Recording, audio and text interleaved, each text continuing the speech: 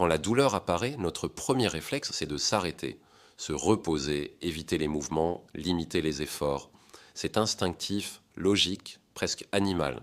Pourtant, dans la plupart des cas, ce réflexe devient le pire ennemi du corps. Car plus vous restez immobile, plus la douleur s'installe. Aujourd'hui, nous allons comprendre ensemble pourquoi le repos total aggrave les douleurs articulaires, musculaires et même nerveuses, et comment le mouvement, bien dosé, devient le véritable médicament du corps vieillissant. Vous allez voir que bouger ne signifie pas se faire mal, mais permettre au corps de se réparer. Le repos absolu, c'est la lenteur de la vie. Le mouvement, c'est la guérison. Le corps humain est une merveille de mécanique vivante. 206 os, 640 muscles, plus de 100 articulations principales, tout cela n'a qu'un seul but, le mouvement. Chaque fois que vous bougez, le sang circule, les muscles se contractent, le cœur s'active, le cerveau s'éclaire. L'immobilité, elle, provoque l'effet inverse. La circulation se ralentit, les muscles se relâchent, les nerfs se compriment et la douleur s'installe. Le corps n'aime pas l'arrêt complet, il s'y éteint petit à petit. Ce que beaucoup de patients appellent repos, le corps, lui, l'interprète comme abandon. Chaque mouvement agit comme une pompe naturelle. Quand vous marchez, pliez, respirez profondément, vos muscles pressent les vaisseaux sanguins et font circuler le sang jusqu'aux tissus.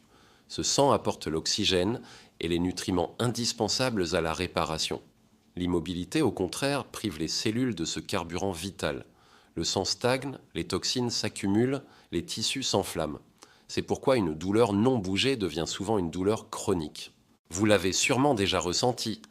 Après une longue sieste ou un long trajet en voiture, le corps se fige. C'est la preuve que le mouvement est le meilleur lubrifiant du squelette.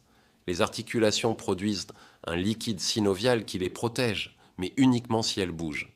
Quand elles restent immobiles, ce liquide devient visqueux, le cartilage se déshydrate et la douleur s'installe. Bouger, c'est nourrir vos articulations.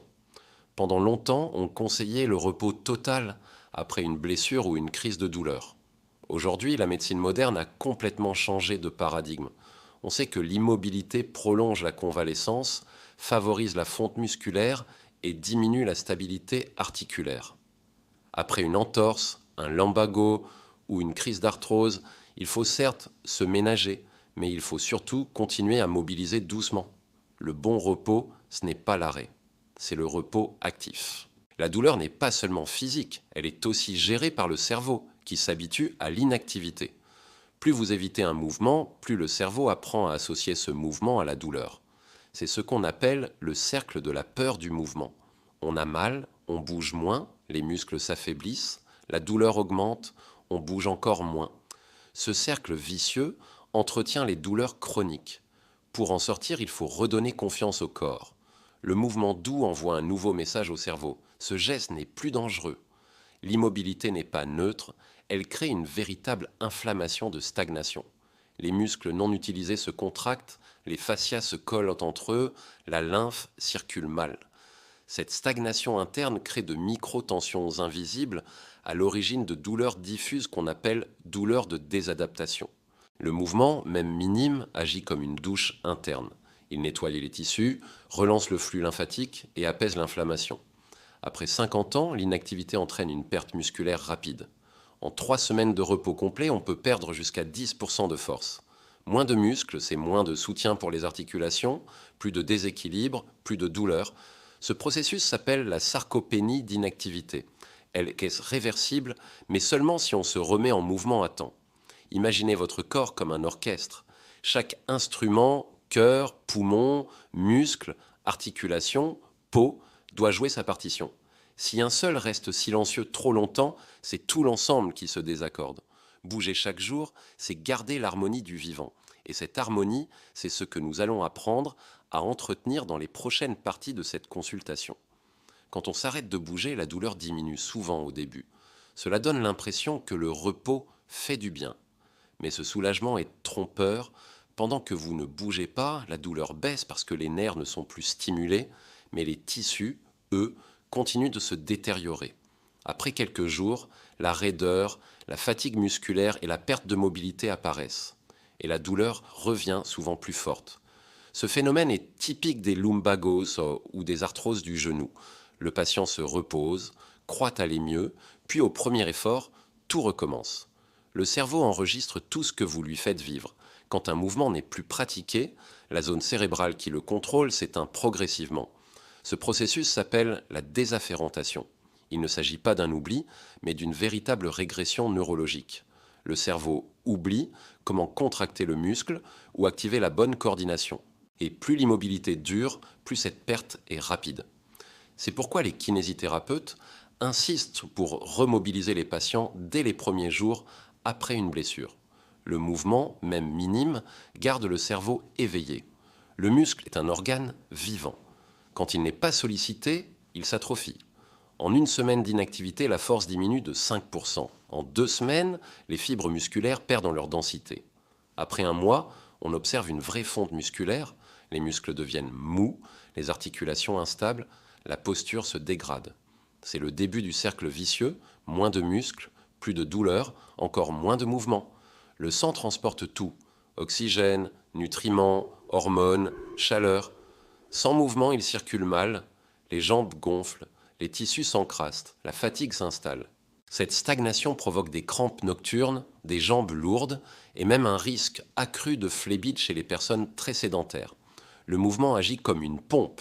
Il nettoie, il irrigue, il répare.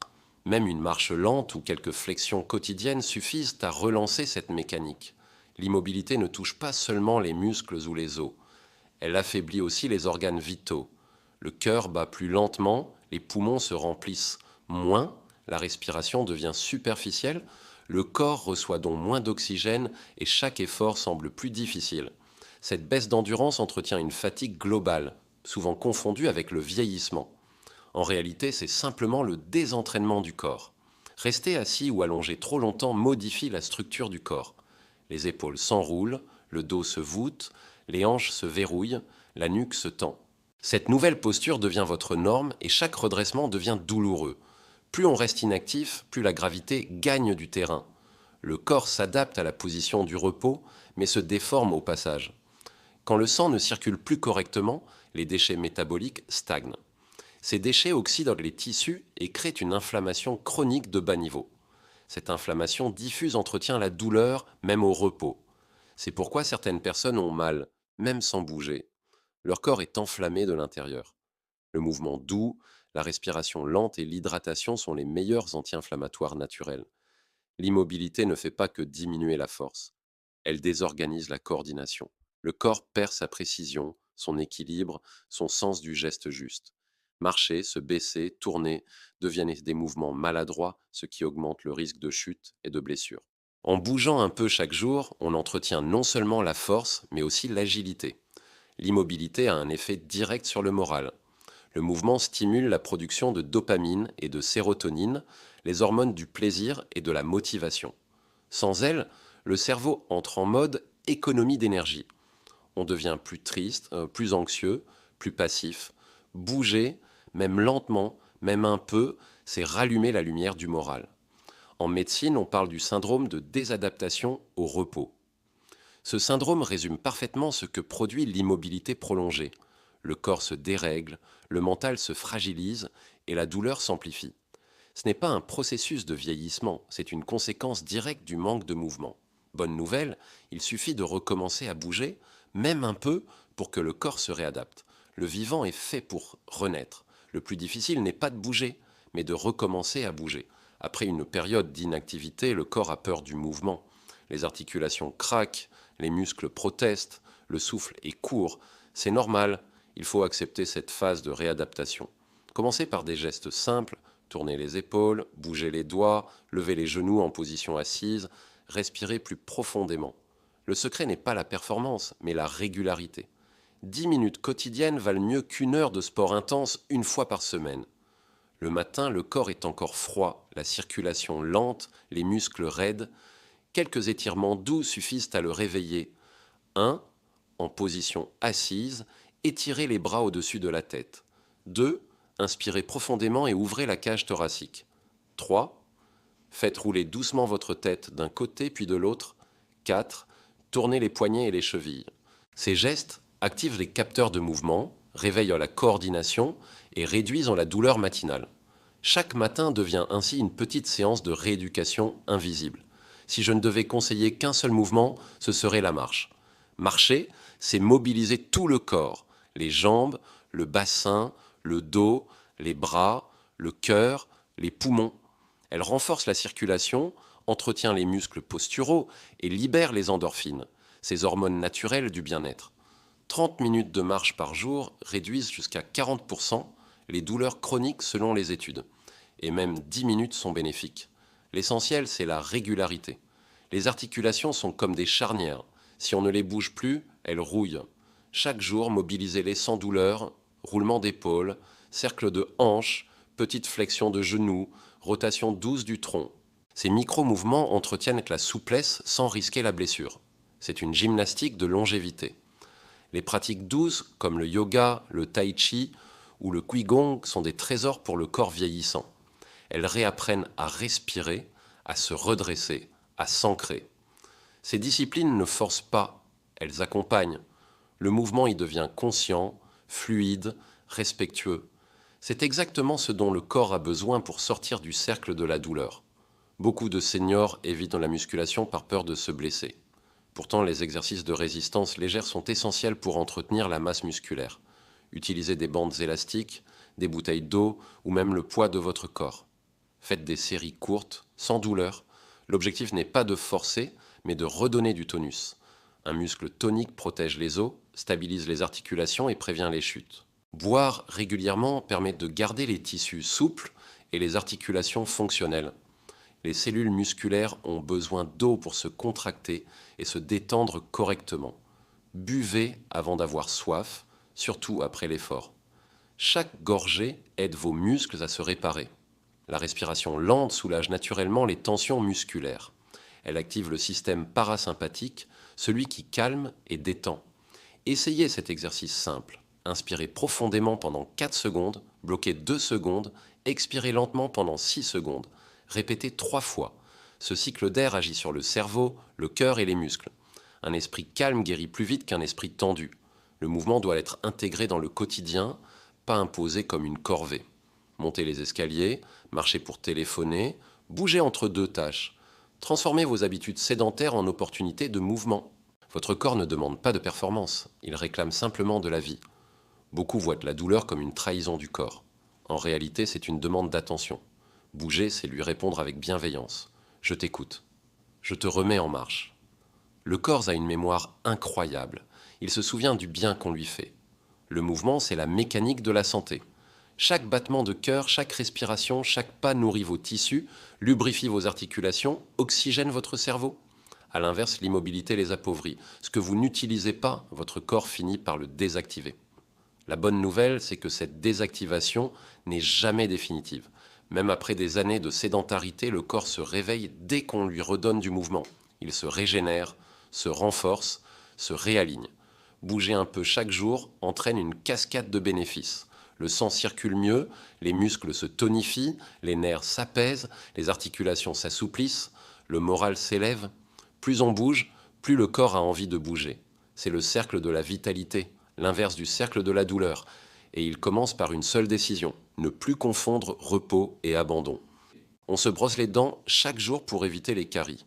Faites la même chose pour vos muscles et vos articulations, bougez chaque jour pour éviter la rouille du corps. L'hygiène du mouvement, c'est marcher après chaque repas, s'étirer au réveil, respirer profondément, changer régulièrement de position. Ces gestes simples prolongent la jeunesse du corps, quel que soit l'âge. Le mouvement physique nourrit aussi le mouvement mental. Bouger, c'est penser plus clair, mémoriser mieux, réguler ses émotions. L'activité physique augmente la production de BDNF, une protéine qui renforce la mémoire et la plasticité cérébrale. En d'autres termes, un corps actif garde l'esprit vif. Trouver son équilibre personnel. Le but n'est pas de courir un marathon, mais de vivre en harmonie avec son corps. Le mouvement doit être adapté à vos capacités, vos douleurs et votre rythme. Certains jours, marcher suffira. D'autres, un simple étirement ou quelques respirations feront l'affaire. L'essentiel est de ne pas rester figé. Le corps aime la constance plus que l'intensité. Le repos absolu est une illusion de guérison. Rester immobile, c'est croire que la douleur s'effacera par le silence. Mais le corps ne guérit pas par l'immobilité, il guérit par le mouvement juste. Chaque geste, chaque pas, chaque souffle est une forme de réparation. L'inactivité, elle, n'apaise pas, elle endort. Je suis le docteur Fabien et je vous le rappelle. Le mouvement, c'est la vie. L'immobilité, c'est l'usure. Prenez soin de votre corps, écoutez ses signaux et surtout, faites-le vivre. Abonnez-vous pour votre prochaine consultation où nous parlerons de l'alimentation et des douleurs articulaires. D'ici là, marchez, respirez, souriez. Votre corps vous remerciera.